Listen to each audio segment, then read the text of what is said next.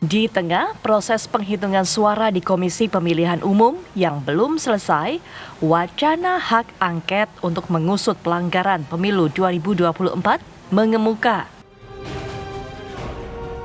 Adalah calon presiden nomor urut 3 Ganjar Pranowo yang mengusulkan desakan menggunakan hak angket tersebut dan meminta partai pengusungnya, PDI Perjuangan, untuk menggulirkan hak angket di Senayan.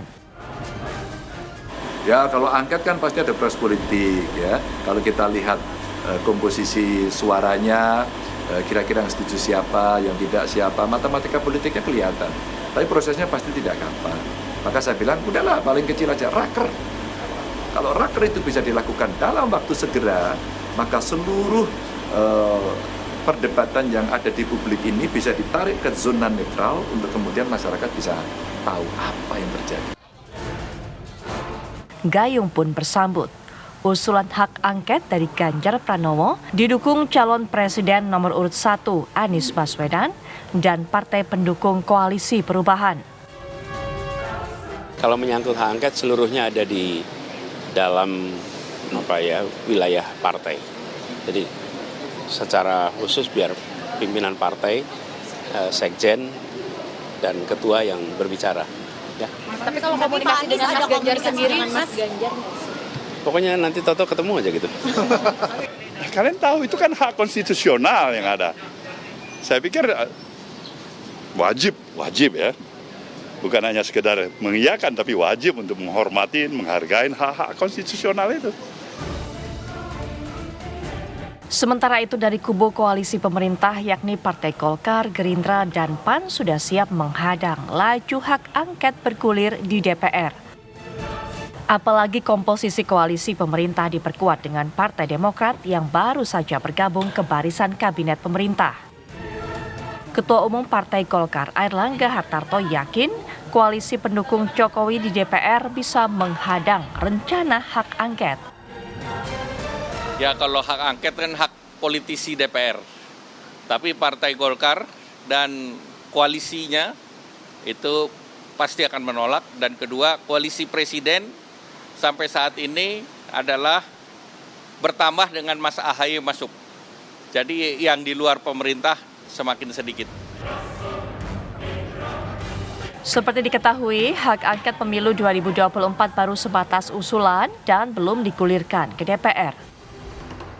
Lantas, apakah usulan hak angket benar bergulir di Senayan? Ataukah hanya gertakan saja? Sudah tepatkah penggunaan hak angket untuk mengusut pelanggaran pemilu 2024? Bukankah permasalahan perselisihan sengketa pemilu seharusnya diselesaikan secara hukum, yakni melalui gugatan di Mahkamah Konstitusi sesuai dengan Undang-Undang Pemilu? Tim TV One mengabarkan. Usulan hak angket memang sedang ramai jadi perbincangan saat ini dan rencananya memang diusung ide ini oleh calon presiden nomor urut 1 dan juga 3. Bicara mengenai hak angket artinya kita juga bicara mengenai bagaimana mapping, bagaimana pemetaan dari partai-partai politik yang ada di parlemen. Kita juga bicara mengenai koalisi-koalisi. Akankah kemudian ini bisa betul-betul digulirkan, betul-betul diwujudkan atau ini merupakan gertakan saja dari para rival melihat keunggulan dari Capres 02 saat ini yang memang unggul secara quick count ataupun juga hitungan sementara, rekapitulasi sementara dari real count KPU. Untuk bisa membahas mengenai hal ini sudah hadir di samping saya untuk bisa mengamati dari segi politiknya, yaitu beliau merupakan pengamat politik, ada Kang Ujang Komarudin. Assalamualaikum warahmatullahi wabarakatuh. Selamat malam. Selamat malam Mbak Putri. Baik, nah selain Kang Ujang kita juga akan mendengarkan ini bagaimana suara perwakilan dari Partai Golkar dan juga nanti ada P3. Sudah bersama saya di studio Waketum Partai Golkar yaitu Bang Ahmad Doli Kurnia. Assalamualaikum warahmatullahi wabarakatuh. Waalaikumsalam warahmatullahi wabarakatuh. Selamat malam. Baik, Putri. dan juga sudah bergabung dengan kita secara daring yaitu Ketua DPP P3 ada Mas Ahmad Baidowi. Assalamualaikum warahmatullahi wabarakatuh. Selamat malam Mas Awi. Waalaikumsalam Putri, Kang Ujang, Bang Doli. Ya Bang. Baik, kita masih menantikan narasumber berikutnya nanti akan ada pakar hukum tata negara juga Bang Margarito Kamis yang akan memberikan pandangannya. Tapi Kang Ujang terlebih dahulu. Kang, bagaimana sih melihatnya ini suara ataupun ide untuk digulirkannya hak angket ini, apakah memang betul-betul ada potensi bisa diwujudkan? Karena tidak sedikit yang mengatakan tidak akan bisa, tidak akan mudah mewujudkan hal ini. Atau ini memang sengaja digaungkan secara bombardir untuk gertakan saja? Ya, saya melihat ada beberapa kemungkinan kan. Ada dua jalur yang ditempuh ya. Pertama jalur hukum dan jalur politik. Tetapi kalau kita ikuti Undang-Undang Dasar, lalu ikuti Undang-Undang Pemilu 7 2017, Bang Doli yang menggagas itu gitu ya. Maka sejatinya jalur yang paling penting adalah jalur sengketa administratif di Bawaslu, sengketa hasil di Mahkamah Konstitusi. Masa orang nggak percaya dengan prosedur ini gitu. Kita bernegara ini kan harus patuh ya pada persoalan hukum. Oleh karena itu kalau kita bicara soal sengketa hasil, maka perjuangannya ada di Mahkamah Konstitusi. Nah, teman-teman yang kalah, katakanlah kelompok yang kalah atau kubu yang kalah ini kan mau melakukan jalur politik. Nah, ini yang menjadi persoalan. Nah, saya mengatakan di teman-teman media, saya bilang ini akan layu sebelum terkembang. Jadi agak berat. Pertama apa? Kita lihat komposisi fragmentasi kekuatan politik di parlemen.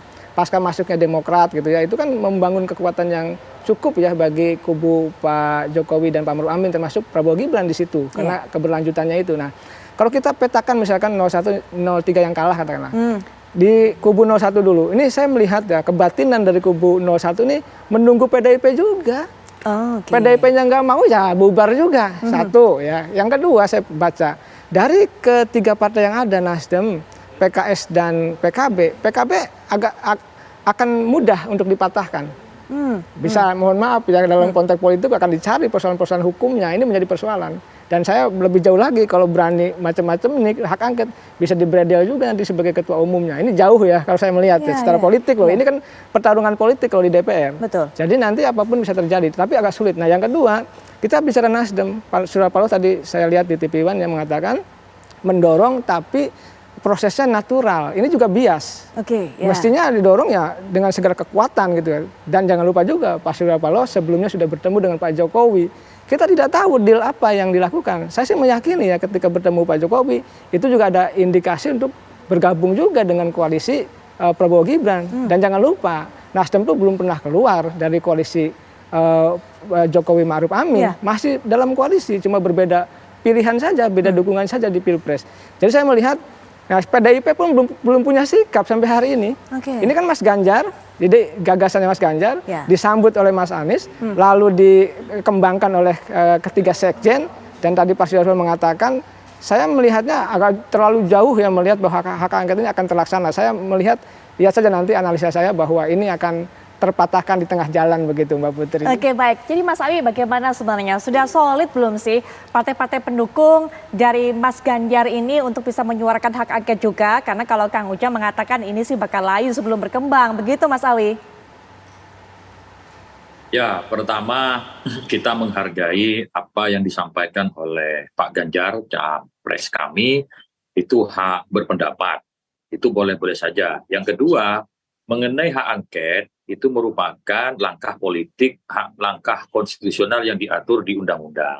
Nah, khusus P3 hari ini, sebagaimana kami sampaikan dalam berbagai kesempatan, hari ini kami dari P3 masih fokus pada rekapitulasi suara yang saat ini masih berada di level kecamatan. Kami ingin memastikan bahwa tidak ada satupun suara dari P3 yang hilang untuk pemilu legislatif, karena hal itulah yang menjamin, menolong kami, membantu kami untuk lolos ke Senayan. Karena posisi kami hari ini berdasarkan quick count maupun real count KPU itu sudah dinyatakan lolos 4% lebih, tetapi masih ambang batas yang margin errornya cukup tipis. Nah, terkait dengan sikap P3 tentu nanti P3 akan bersikap pada saatnya, yakni ketika setelah selesai proses penghitungan di KPU dan bukti-bukti yang didapatkan kami sudah terkumpul, kemudian ketika masuk masa sidang yang akan datang. Hari ini DPR masih masa reses dan semua caleg, semua anggota DPR yang mencalonkan dia lagi di pemilu legislatif itu masih fokus rekapitulasi suara. Namun demikian kami ingin menggarisbawahi penggunaan hak angket itu merupakan hak konstitusional oleh partai-partai yang ada di parlemen.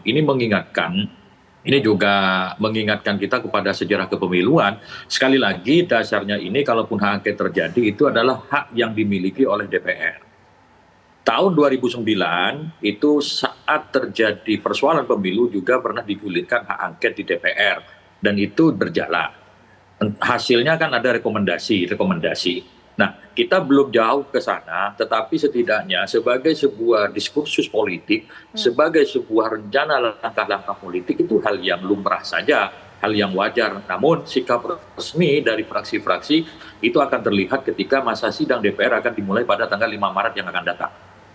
Baik, nah masih menanti, masih fokus dengan menghitung suara. Mungkin hal seperti ini yang kemudian membuat Golkar juga sepertinya begitu yakin ini tidak akan bisa jadi sepakat dengan Kang Ujang. Layu sebelum berkembang tadi, Bang Doli.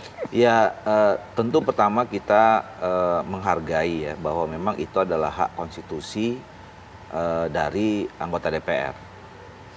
Tidak ada yang bisa melarang. Cuma persoalannya apakah memang hak itu boleh digunakan, boleh juga tidak digunakan gitu. Nah, kami memandang ya di Partai Golkar bersama dengan Koalisi Indonesia Maju itu nggak ketemu urgensinya.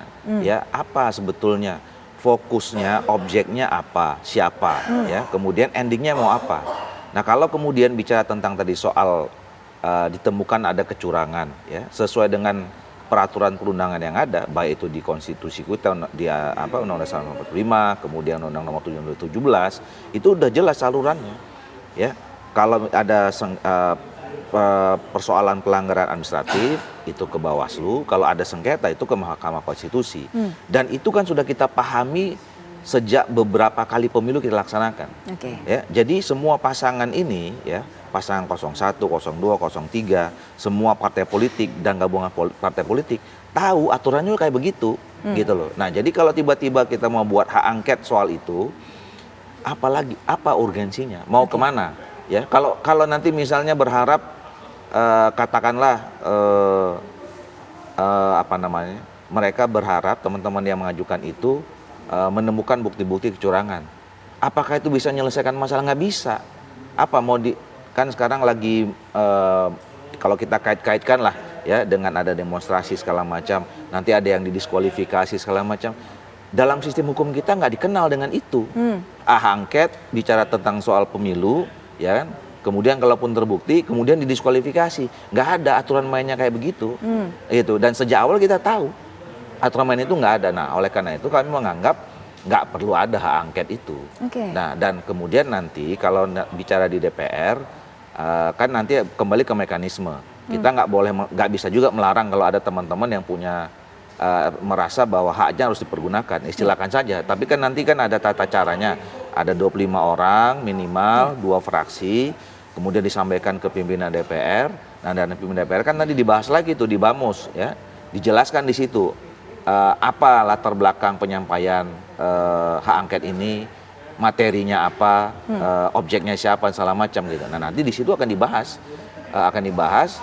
Baru kemudian pandangan fraksi masing-masing. Menurut saya ya kalau tidak tepat ya materinya, ya saya kira fraksi-fraksi yang yang rasional, yang tahu aturan, ya tentu tidak akan melanjutkan hak angket ini. Gitu. Baik, apa sih urgensinya untuk bisa melakukan hak angket ini? Apa yang coba disasar dengan bergulirnya hak angket ini? Karena untuk bisa menyelesaikan segala masalah sengketa yang terkait dengan pemilu, ada arenanya sendiri, ada MK, kemudian juga ada Bawaslu. Nanti kita akan bahas lebih lanjut mengenai hal ini. Kang Ujang bisa berikan pandangannya, kemudian juga Mas Awi, tapi setelah jeda berikut ini kami segera kembali.